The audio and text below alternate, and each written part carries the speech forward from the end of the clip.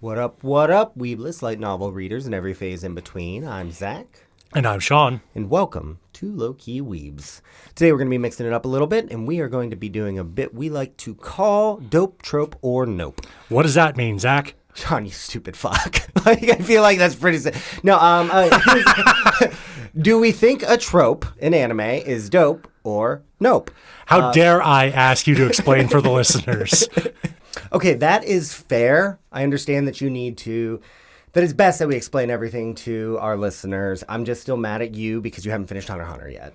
You know, with that attitude, I'm just not going to finish it. You know, I get that. I do. I mean, there's an entire possibility I won't be able to finish because the guy dies, but, you know, that's a different reason. I mean, you can still finish what's out at least, but that's neither here nor there. I'll try to dial it back because I know that, I was pushed so hard to watch Gladiator for about a decade, and I just didn't because I'm a spiteful little bitch.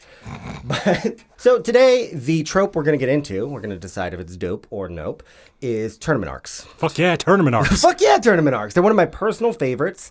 There's a lot that you can do right and a lot that you can do wrong with tournament arcs. And just mattering on how you approach it, really, honestly, I just love them anyway because I'm a simpleton. Yeah, same. But we're going to get into what it looks like when it's bad and what it looks like when it's good.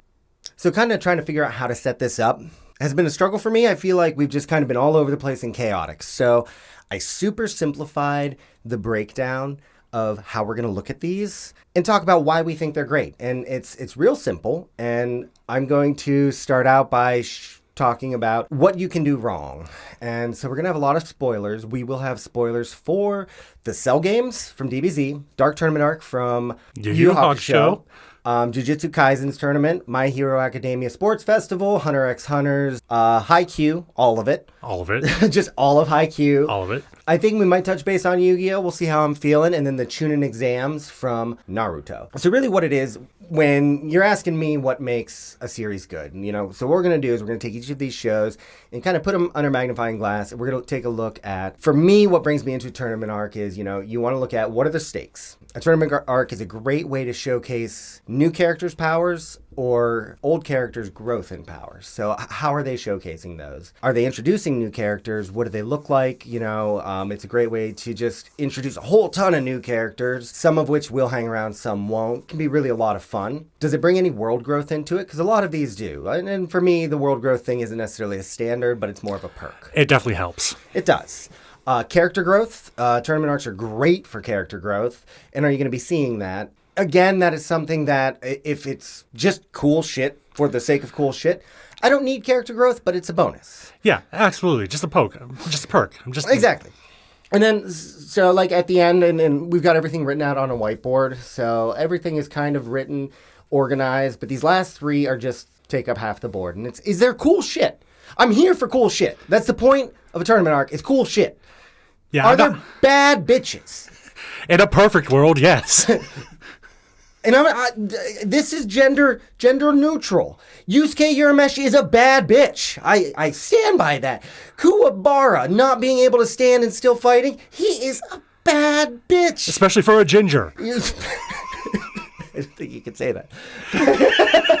And then finally, do I care? So, when it doesn't look good, this is what it looks like. And I'm sorry, DBZ fans. This is, you know, you like what you like, and that's cool. For me, but you're wrong. This is the Cell Games. What are the stakes in the Cell Games? The end of the world. So Cell tells everybody, like, hey, I'm going to destroy the world, but I'm going to give you some time, and then we'll fight in a tournament, or I'm going to destroy the world. So, like, all right, those are our options. Destroy the world or fight in the tournament, destroy the world. Like, it's, especially, you know, just after the Frieza saga, or after, at a certain point, those stakes get boring because it's just like, well, obviously they're going to win. Or, you know, even like the path to it, it just feels dull. These stakes have gotten old. It's just boring at this point. Like, you know, you've done a lot wrong when the world ending is just boring. Right? And so for me, that's just immediately, I'm just like out of it. After the Frieza saga, it's just all downhill from there, if you ask me. You know, and the Cell Games just feels like the Frieza saga with extra steps. Do we showcase much? Okay, we showcase Cell. Oh, what's his specialty? Oh, the Kamehameha. Oh, okay, well, we also showcase Goku. Kamehameha. Gohan. Kamehameha. Hooray! All right, our new characters. Android 16, Hercule. Hercule's fun. I'll give you that. Or Mr. Satan, whatever you want to call him. He's fun, but like, What does he bring? Nothing. 16, like literally every other character in the Cell games is literally just there to make Gohan mad enough. He transforms to SSJ2, which I love. Like, I want you to understand too, like the SSJ2 Gohan transformation was like the peak of my childhood. Okay. I cared so much from a design perspective. The whole, like from the minute he goes SSJ2, is like peak DBZ, and I love it. But like the entirety of the Cell games and it existing as a tournament arc is just garbage. So I say this with a tinge of pain in my heart. And then you don't get any world growth. It's just your usual DBZ. Let's go somewhere secluded so nobody gets hurt, even though we can blow up the whole world. Your character growth is just like Goku being like, we're just going to piss Gohan off to the point that he turns into something stronger. Cool shit. There's some cool shit. There is some cool shit, but it takes so much work to get to the cool shit. And there's so much boring shit in between the cool shit that it's just lost on me. Are there bad bitches? Yes, there's Gohan. But like just Goku's attitude, like, oh, I'm just going to let my kid do it. Like what? Just come on, man. And Cell is just a bitch. Cell is like, God, the worst. I mean, he is literally just Frieza. He's a whiny bitch, and then there's nothing more. So like, why do I care? I don't. I just don't. There's nothing to care about in this, except if you want to see if the series continues. And it does. We all know it does. See, there's nothing I enjoy more than watching you rant about something you didn't enjoy. It's my favorite thing. And like, I know this is a podcast. We're supposed to play off each other, but sometimes I feel it best to just sit back and let you do your thing, especially when it's something you hate.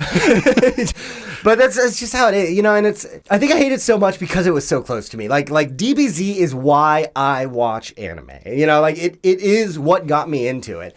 And when you've got like just minute to minute, as much as like the Frieza saga did all of these things in its own way, that was peak for me. And then to get to the Cell saga, and it was just taking a heaping dump on the series, in my opinion. And my favorite trope,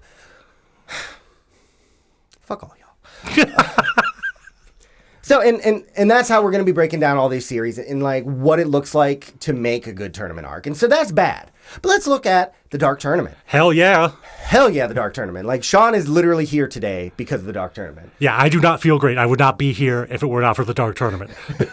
So when we're looking at stakes, what's cool about the Dark Tournament, okay, stakes are Toguro, real strong, wants to be killed, tells Urameshi, come to the Dark Tournament or I'll kill you and your whole family. All right. I mean, that's enough motivation for me. That's a stake. What makes the Dark Tournament do stakes well is at one point they were about to, like, why do you follow the tournament rules? Well, because at one point they were about to get ousted because someone was playing shady shit. Yep. And Yusuke and Hiei are like, fuck it, let's kill everybody. Yeah, we're just going to burn this bitch down. So like, our stakes are very real. Like, they are following the tournament rules for a reason. But the moment they were given a reason to not, they were like, fuck it, let's subvert that. But then Kuwabara steps up. My boy. Just holding it down. He's the anchor, the linchpin, the keystone of that team. If we ever get to the point that we are popular enough that someone recognizes me, I want you to understand, any fan we may have, if you ever just scream Urameshi or Kuwabara in a crowd, I will respond. If I hear Urameshi, I have to go, Kuwabara! You will find me. I'm just saying.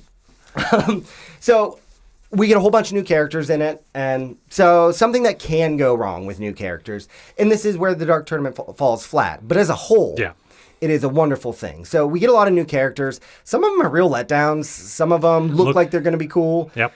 And then just aren't. Oh my God, so bad. Some of these, like, I'm just like trying to. I always think about the one with the terrible Irish accent. We've got a bunch of shinobi. So like this whole little sub arc of the shinobi, they give us way too much backstory. I don't care, you're shinobi. Especially because they don't stick around. They don't. It's just like, you guys look like you might be cool. You're boring. The animation is really dated. And it's just like, you get this horrible Irish accent, which I love. But like, the fight is just kind of dull. And then you get all this backstory for these guys. And I just don't care. Yeah, it could have been just like a 3-minute mop up. Just get that Irish guy getting smoked. Yes. But that is almost immediately followed by like so then that is followed by the semifinals where you get you get a little bit of backstory, but not too much. So it's just like you've got one dude that gave all these other guys powerful weapons. Yep. And that's when shit really ramps up, because that's when you get, you get fucking Yoko Kurama. Yoko Kurama. It's like, okay, Kurama, you got this like hot redhead with a rope, okay, with a rose whip. All right, now you get this fucking smoke show of a fox demon shows up, and he's got plants that are gonna eat these dudes, and Yoko Kurama is life, okay? I fucking love his powers when he's Yoko Kurama. Yoko Kurama is, I mean, I don't think I've ever been, like, this is another, like, younger me first seeing thing, and, like, this was everything. Yoko Kurama was the coolest shit, and that was after I had already seen the Dragon of the Darkness Flame. Fucking forgot about not that I forgot about the Dragon of the Darkness Flame, but you forget how badass it is until you go back and watch I know, it. right? And so right here, just and this is where it just all ramps up, is once you get to these quarterfinals, is you've got these new characters, you've got new skills that you didn't even think were coming from our current characters, you've got a ton of character growth, you've got Yusuke and Genkai's relationship growing, and Yusuke is like Yusuke is just like growing exponentially, and on a personal level, like these guys are all just growing a lot. And then you get Yoko Kurama, and this is so everything. Good. And then on top of that, we also get just a ton of cool shit. So when we're looking at the cool shit factor, you've got Yoko Kurama, you've got Dragon of the Darkness Flame, you've got the Spirit Shotgun, you've got the Spirit Grenade Launcher, you've got the Big Spirit Gun, you've got freaking Toguro just buffing up, you got Transforming Toguro, you've got Kuwabara with the Fly Swatter sword. Okay? Oh, I fucking forgot about the Fly Swatter. Like, and then you have Juri. Juri was like my first childhood awakening. Juri, for those of you who don't know, she is, so the first announcer in this is Koto, and she is a cat girl. And Fox girl. She's great. She's what? Fox girl. She's a fox girl? She's a fox girl. Oh, my bad. I'm about the fox girl life. Cat girls, I'm meh. But Juri is a dragon girl? Dragon? Dragon-esque? Yeah, sure. So she got them like dragon ears, dragon tail. She's green and shit. Juri is life. But not to take away from Koto, because she's the best announcer that has ever existed in any tournament. Oh my god, because she's involved in the fights. She is constantly involved, and I'm just like, Yoko Kurama shows up, and she's just like, girl, and I'm like, fam. Right, she completely forgot about that Australian guy who called her Sheila. Right. And so all of it, so that there's our bad bitches. Everyone's a bad bitch in this, except for the dude who makes Yoko Kurama, and I don't blame him. Yeah, he doesn't know if he's scared or horny, and I agree. I mean, same. That's how I spend like half my life. Every little bit of this is just built into something that, even though there are parts that are just boring as shit, I care about everything. I care about Hiei and his growth. I care about Yoko Kurama and partly Kurama, but not as much as Yoko Kurama. Yes. I care about Juri. I care about Koto. I care about Kuwabara's sister, who threatens to rip off demons' balls. I wish Kuwabara's sister was on the team sometimes. I wish it every time. And then you get this backstory between Genkai, and you get Toguro starts out as this big bad evil guy, but they humanize him to an extent. You get that gray area with him. Every character that matters gets built on. Yep. And the whole tournament arc is just chef's kiss. Yeah, this is the reason why most people call that the tournament arc. The tournament. It is your standard style tournament arc, and it is done wonderful. So a lot of the shows we're gonna talk about, though, subvert that entirely. JJK completely subverts it. So the JJK, the Kyoto Sister School Goodwill event with no goodwill. There's no goodwill. So like their tournament is just like, okay, so you need to kill cursed spirits. Like that's what they got to do. Whoever kills most cursed spirits wins. And they're just like, absolutely not. Fuck all that. just fuck all that. We're gonna just kill each other. And you know, there's a lot going on where the president of the school just wants to kill Itadori. Itadori, thank you. Which, fair enough. He's housing the most he's housing the king of curses. He is, and so like I get it, and I love it. They're just like, hey, fuck the tournament, let's go kill Itadori, and then my boy Toto shows up. So Toto. We're gonna take a look at the chart. First of all, what are our stakes? Our stakes are goodwill. And so they threw those stakes out the window and made their own stakes. Okay, so our own stakes are we want Itadori to live.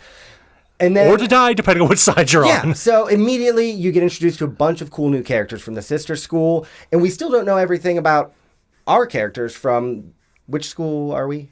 Oh, fuck if I know at this point. Is it Tokyo? It's Tokyo. Yeah.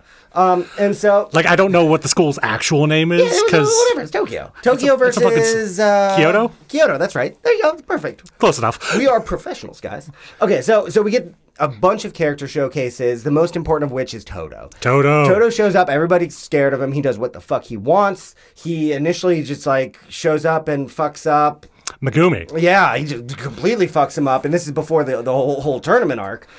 And so we get introduced to a bunch of new characters. We showcase those characters throughout it. And then you get some mad character growth because Toto shows up. He's like, fuck all y'all, you need to leave Itadori alone. And then, because he asked Itadori what kind of women he likes. Tall girls with big butts. And then so as soon as Itadori says that, Toto retcons their entire relationship, that they have been best friends since middle school, and he's helped him through heartbreak and all of it. And I just don't know. I can't. It's not canon, but it is canon, and it's the best thing. If Toto says it's canon, it's canon. I have never...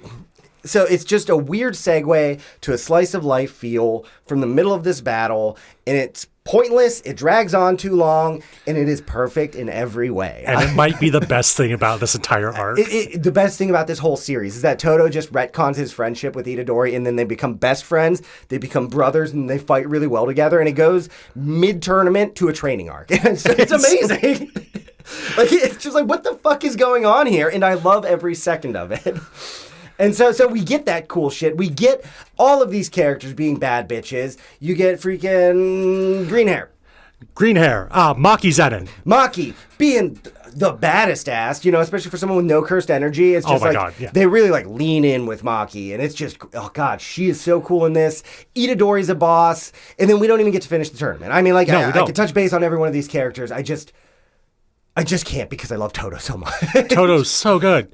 And so this all accumulates to the end of the tournament arc being that very special cursed... Yeah, special cursed spirit. Spirit shows up, and it's just Toto and Itadori fighting it together.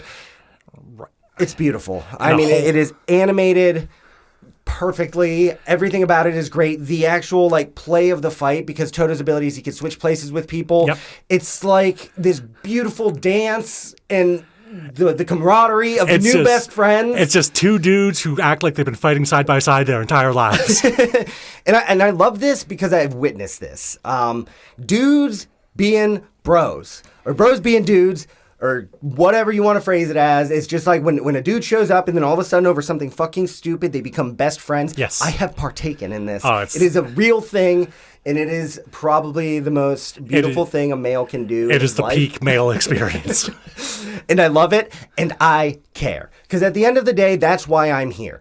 Is it a standard tournament arc? No. Can you call it a tournament arc? Maybe not. But I don't care. I'm going to. And at the end of the day, I care. I do care. Peak tournament. Peak tournament, although I wish the baseball game had been better at the end of it. Okay, so hear me out now. All I want in life is for you to take superpowered people, give them a rule set, like a sport, and then make them play that sport. And I understand there's sports shows that do that, but I don't want a sports show. I want JJK, and I want them to use cursed energy and try to kill each other within a rule set. Yeah, you're telling me you wouldn't be here for a 3-on-3 baseball tournament? Because you just need a pitcher, a catcher, and an outfielder with those motherfuckers, because they've all got powers. Right? Or even, do it with Naruto. Naruto characters playing baseball. Like, Shikamaru...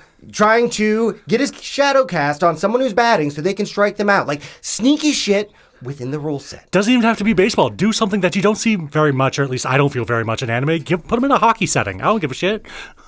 Or you could just watch Hunter x Hunter. I mean, I could. The adults are talking. Hunter... Well, I'm talking, all right? So Hunter x Hunter does this in the Greed Island arc. So this is a quick sidestep. They do this with Dodgeball.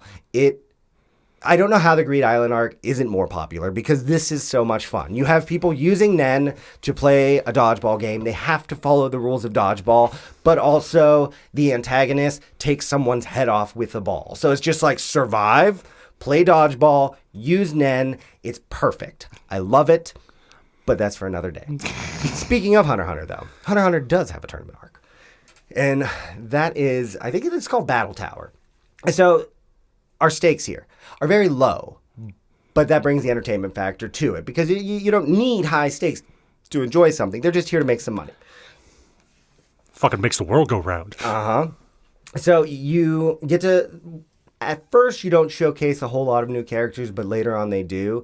This is a big world building thing because before this you don't know about Nen.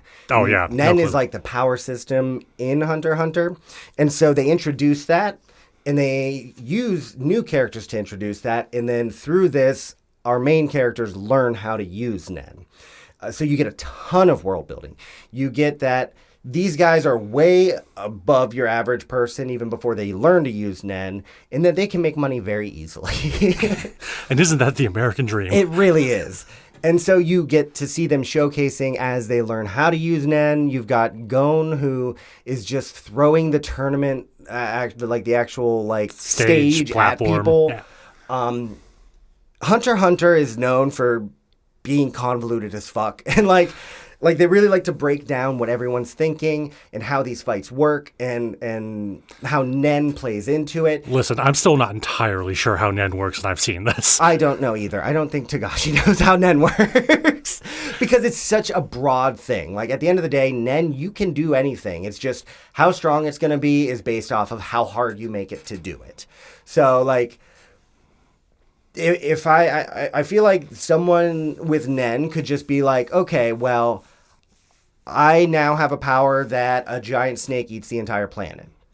But I have to jump and touch the moon first, you know? And it's just like you need, like that's all Nen is you can do whatever the fuck you want, but you really have to, in order to make it strong, you need to set some circumstances. And the more circumstances there are, the stronger it is. It's just a really weird and convoluted thing that is so much fun. And then you get characters like Gon, who, while learning all of this, is just like, okay, so I can do anything I want. Rock, paper, scissors. And that's just what it is. It's just he does rock, paper, scissors. Rock, he puts energy in his fist. Scissors, he cuts. Paper, he does like an energy beam. It's just like he's just such a simpleton. It's beautiful. And so like you get to see all this cool shit. Like every fight with Gon in it is just like he's using a fishing pole as a weapon to pull up the tournament stage and like throwing rocks at people. And then you get like him versus Hisoka, which is a really big fight for him. And again, the stakes are low. It's not actually even necessary. It all comes down to pride with this one. And it's still really investing because you really want Gon to make that next step, which against Hisoka, it's just, he just wants to land a punch so he can give something back to Hisoka from earlier in the series. And just the growth he has in this is astounding. It's wonderful. There's so many cool fights. It's so well thought out. Are there bad bitches? Yes. Hisoka is creepy, but he's a bad bitch. Wow. You out here defending Hisoka's existence? I am. I love Hisoka. I hate Hisoka. I love it. You know it's hard. I know. I just wanted to point out that you're out here defending a potentially pedo clown. I mean, definitely the pedophile clown. That is that. The phrase, and then there's the pedophile clown, is why this podcast exists. As soon as I said those words to my wife, she said, Zach, you should talk to somebody else about this. I think she was meaning a therapist. But... No. She said on a podcast, she said, this is entertaining, but I'm out. But at the end of the day, Hunter x Hunter, I care. So. And I sometimes care, and I'll work on caring some more. You should care some more. Just watch the dodgeball game. You're going to love it. Even though Hisoka's in it, and he's real creepy in it, you're going to love it.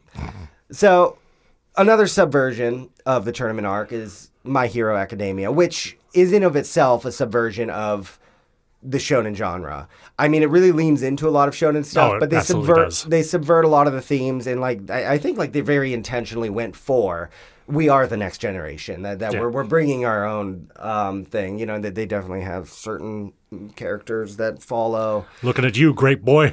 That follow really shitty tropes that we will get into that I hate. And looking at you, great boy. Mineta is the fucking worst. If you are a Mineta sympathizer, I will always feel as Rengoku does towards Akaza. I just do not like you. I will not get along with you. I have no desire to get along with you. Good for you for standing by your beliefs, though, I guess. I mean, good for you for standing by bad beliefs? Like, objectively bad beliefs? Dig your heels in? I don't know. But either way. That's the hill you're going to die on, people? We won't get along. But my hero does a lot of shit right. So we're going to look at the stakes of the sports festival. What are the stakes, Sean? Hey, they just want to prove themselves to the world and get themselves an internship. An internship. In this economy, those stakes are sky fucking high. Who showcases? Everybody. We get to see all of these people. We know their powers, but we get to see them use their powers in fun and unique ways. And then we get new people that we don't know whose powers are what. How many new characters are there? A lot of them. Everybody. So, we get new characters. We get to showcase characters we've had. We get to showcase new characters. Do we get world growth? Absolutely. You need to do well. If you don't want to be poor for the rest of your life... Looking at you, Ochako. You need to do well here. Do you get character growth? Yeah, fuck yeah. Everybody. Not everybody. Bakugo not everybody. Looking at you, Mineta. Mineta too, yeah. But we get some. Do we get cool shit? Hell yes. Do we get bad bitches? Absolutely. Looking at you, Ochako. Do I care? Fuck yes. Fucking yes. So when we're looking at this cool shit, now this is okay. So I am not caught up right now. I have made it. It doesn't even matter. I made it to like season 4. We'll go with. But still, the Midoriya Shoto matchup is like one of my favorite episodes in like this whole series.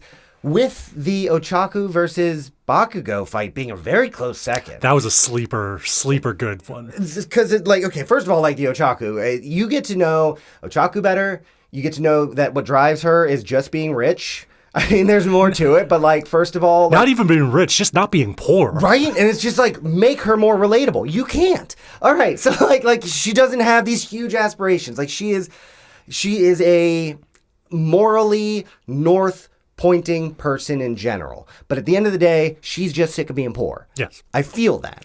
All right? Oh, my God. And then they put her up against Bakugo, who is horrifying.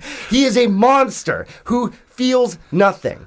And then you get to see a little bit of him, too. So it's just like, she goes up against him, everybody assumes she's going to lose, because obviously... gonna get smoked. Like, she just makes shit float, and he actually just makes explosions by existing.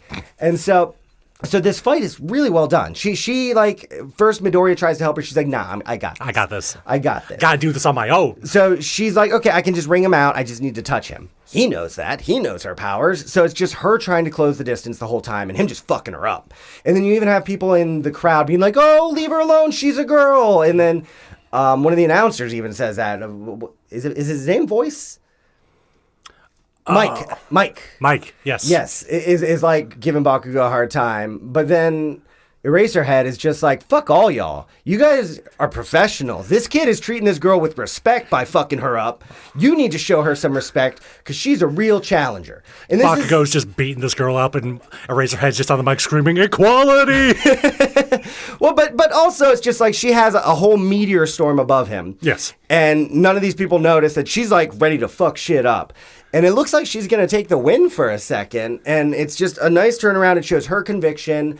I'm a fan of watching an underdog get the shit beat out of them. And still keep coming. Yeah, I love it. I love when people have that kind of drive. And then you also get Bakugo calling her by her name, which is him acknowledging that she is a person, which he has not done yet. I don't think he's acknowledged anyone as a human being. No, he doesn't call anyone by their actual name. And he calls her by her real name, which is a real really big step for him. Like, it's just like, yeah, he might be human. That is the first step in an exceedingly long redemption arc. Right? And then, so you also have, and I think it came before? Was Midoriya's fight before that? I believe so. Yeah. So Midoriya fighting fucking Shoto is him just trying to convince Shoto, like, Shoto doesn't want to use his powers because he doesn't want his dad to know that he will use his dad's powers because he hates his dad for good reason. Like, he's got some, like, legit trauma. It's fair. You are justified in your trauma. But Midoriya's like, nah, fuck your trauma. You are going to fight me at 100% because I'm not here to lose. Fight me, coward. Shoto's, like, kind of talking a big game. He's like, you're pretty fucked up, bro. And Midoriya's just like, the only thing hurting on me is the hurt that I put on myself, bitch. And it's just like, it's just such a tough scene. And it's just like, Midoriya is just flicking ice away with his powers that break his fingers. And then so Shoto's like, oh, I got this in the bag. You got no more fingers to break. And Midoriya's like, guess what, bitch? Break them again, break them again, break them again. There's still more bones to break. It's just like, he's just like, oh, how many times can I break my fingers? Until they don't break no more. And it's just everything about Midoriya in this fight where he's just like, oh no, my fingers are broken. What am I going to break my arm? Okay, oh no, my fingers are broken. What am I going to do? Break them some more. And it's just like, for why? What are your stakes here? There are no stakes other than proving yourself. And he makes those stakes so real. And that's the important thing when you talk about stakes is, are the stakes high? Is it relevant? Do the stakes matter? That's what's relevant. And when you can take a stake like just winning a tournament so that people can see you, and you make that so important that we're talking about bodily limb loss, you're doing it right. Yeah. You are doing stakes right when you do that. And so they check every single mark in this tournament.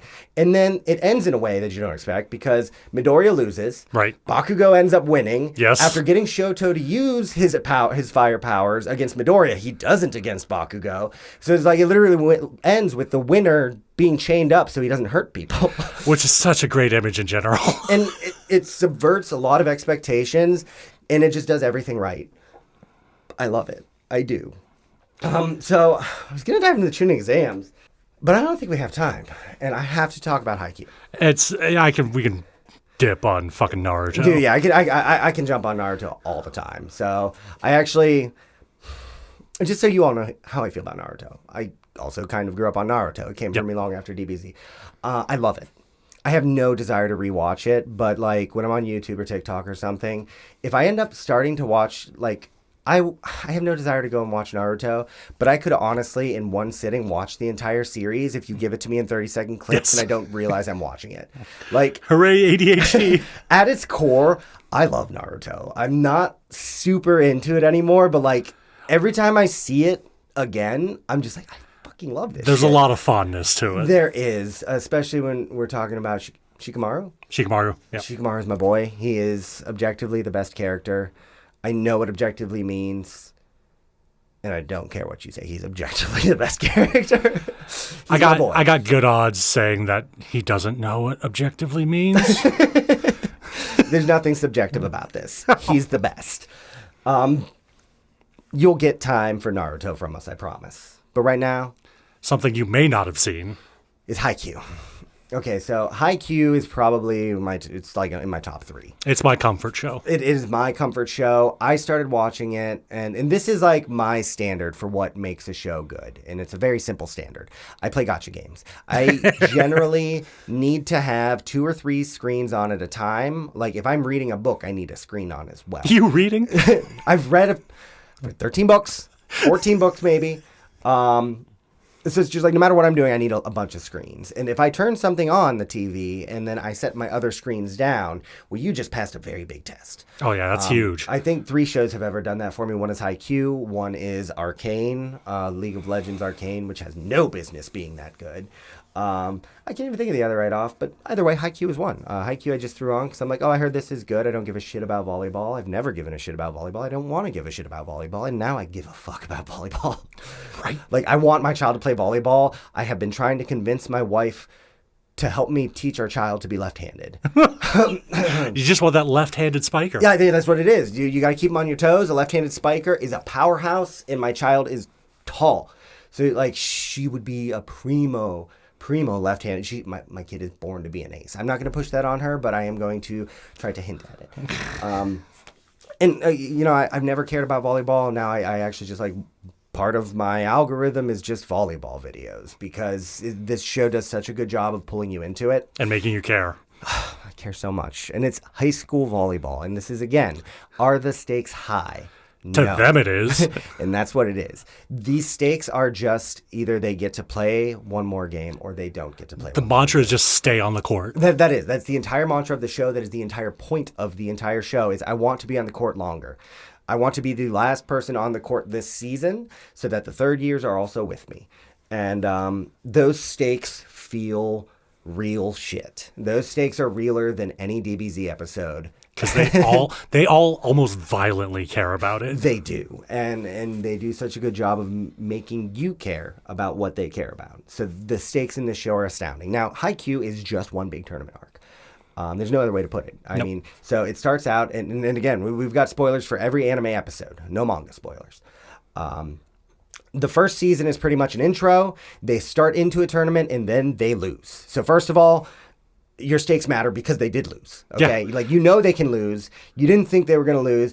And now the way they set up that loss throughout the following seasons, it feels that way. There's always that doubt in my mind. It's not a big doubt, but there's always that doubt in my mind that is, they might lose this. Right. Because eventually they just come up against better teams. Exactly. And then better teams. And a big point of it is our main character, Hinata, is small. Not good. He's small. He's not good. He is very, very good at one thing, but he's not a good volleyball player. Oh, no. And they rub that in his face all the time. And this arc of him being bad at volleyball, but just wanting to play, we've closed this arc out, or at least start to approach this arc in the 4th season. But we barely touch base on it until then. And so when we're talking about like the character growth and stuff in this tournament arc, first season is just intros and then they lose. Second season is an entire redemption arc to our mid-boss. In that, our character growth is we get our Kageyama arc. So like Kageyama is a character who's very selfish on the court and he's not team driven. So at the end of this season, we get redemption against his mentor, who's a dick, and I love him. Shirikawa. Oikawa is my favorite character in this show, and he's such a good antagonist. And that's what makes this show so great is there are a couple teams they go against that I'm like, I don't really care. But like, especially when you're looking at their big bads, you care about the other team. Yeah. You care about every member of almost every team you see. Yep, because they give you a reason to. They do, it's always something small too. It's not, I mean, it feels small, but it's huge to them. Exactly. And like when Oikawa loses, I'm sad for him. I'm sad for his team. I'm sad for the people he cares about, and I'm sad for the people that care about him because that's just not really a good look on anybody caring about Oikawa. No, it's a bad look. And then once we get through that, like we are addressing overarching themes for each character throughout every one of these seasons. And so like Suki is a character who doesn't give a shit about anything. He's a huge dick, and I love him. Literally a huge dick. He's gigantic. He is. He's a massive man. And like his character arc ends in season 3, and it's just like I can't watch that arc without getting emotional. And all he does is he just stuffs a spike from one of the top 3 spikers in Japan. But that's not what it's about. It's about like he has shown that he doesn't care about volleyball at all, and he's just doing it because whatever. And this is like the first time that he cares about it, and it's just such a big moment for him, for the show, and it moves me every time. Okay. So, it's been a week since the last words I said before this. My kid came home early. She was sick, and so we ended up having to cut recording. My house isn't that big, and I can't really just go around cursing like a madman, even in our studio, if you want to call it that. We'll throw quotes around studio. It is a poor man's studio. It is a hovel. Hovel's good, yeah. So I want to address a couple things that I learned in the past week. First of all, my stupid ass said Battle Arena. It is Heaven's Arena is the arc in Hunter x Hunter. I went from saying Ochako to Ochaku, and I don't know what kind of aneurysm I had, but I recognize that I was wrong, so please try not to correct me. And finally, we are lying dirty bastards. The one constant truth in the universe. I mean, it really is. I want anyone who listens to us to learn from my parents. They learned a long time ago that I will disappoint you. So that being said, we've been talking about doing Samurai Champloo. We're going to put that on the back burner for now. Our next episode will be Dawn to Dawn, the Acro Silky arc, and probably like the Nessie-ish arc. Oh, the Mantis Shrimp. Mantis Shrimp, Nessie shit. But then after that is going to be our episode 10. 10's going to be a really big deal for us. It's really hard to juggle life, make time for the podcast. Yeah. If we miss, with mine and Sean's schedules, they're actually opposite. So if we miss a day of recording, we miss the week. And so it's been really hard to get to this point. It's been, it's really discouraging when like my family's sick or I'm sick. Or I'm sick. Or Sean's sick. And we end up missing like 3 weeks back to back. And I've been really passionate about this. I really care about this. And it's so much fun. And so getting to episode 10, it feels huge. It's a big deal. It's a gigantic deal to us. It is. And I want that episode to feel that big. So I want to do some bullshit like, I have nothing planned yet. We're going back and forth. We probably won't do it, but we are like just for future reference and content. Like we are working on a daddy list, the definitive daddy list. We're probably going to do an episode on, and we're talking about daddies, not dads. We are talking about fat gum when he's not at his gummiest. Yummy fat gum is daddy. So we might do an episode like that, but we're going to do something more off the cuff, kind of like this tournament episode, instead of doing a deeper dive. We just want to have as much fun as we can with it because this has been so much fun. This is like our first celebration of many. We get to double digits, baby. Double digits! That's like, I didn't even think about it that way. Fucking fat shit, dog. I don't even know what that means. I'm just excited. So, that being said, we're going to get back to the content we're currently working on. Haikyuu is primo. Haikyuu is tournament arcs. Haikyuu is life. But we've said enough about it, and this context, it will get its own episode eventually. It has to. I promise, because it is such a kind place in my heart. Just don't listen to us when we set a date for it, because we are lying. Yeah, definitely. But we'll get there. We definitely will, unless one of us dies prior. That's bad juju. I'm sorry for saying it, but that is just like asking for trouble. Feel free to leave a comment in the description thinking who you think will die first. But no, feel free to leave a comment in my eulogy. It's going to be me. So that being said, let's kind of summarize this whole thing. Are tournament arcs dope? So let's look at a scale. Our scale is going to be a 1 is having your teenage son fight your battles for you. And 10 is achieving a moral victory that can't be defined by wins or losses. Tournament arcs are, I'm going to throw them at a strong 9 or 9.5. I think 9. 9 is solid because even when they do fall short, most of the time, everything else makes up for it. If nothing else, tournament arcs are there to do what they are good at, and that is to entertain. And that's all we really care about at the end of the day. It really is. I want cool shit, bad bitches, and to care. And generally, a tournament arc brings me all of that. Shit, if you get 2 out of 3, I'm in. If I care, I'm in. That being said, I think we're ready to sign off for today. It's such a shame because, we got so close to finishing. We got so close. We dedicated this whole week to just kind of sitting down, working some things out, and then throwing 5 minutes on a recording. But you know what? It's all worth it because we're having fun doing it. Absolutely. So catch us next time. We're going to be doing Dawn to Dawn, like I said. And then after that, catch us for episode 10. It's going to be fun one way or the other. If it's, again, just be prepared for disappointment. I'm looking at you, every girl I've ever been with. Your poor wife. My poor wife. Well, I guess, guys, until next time, let's silence our phones. Hide our fat gum body pillow and sheet set. And so me and Sean were talking about this, actually. The sheets that we're talking about is we want to get sheets of fat gum and then a body pillow of skinny fat gum and then embroider across them. If you don't want me at my gummiest, you can't have me at my yummiest. Someone else made that up, not me, but I think it's beautiful. I want that shit on a quilt. I'm even going to say, don't even hide that. Don't hide that shit. Fat gum is not shameful. But until next time, let's keep it low-key, Weebs.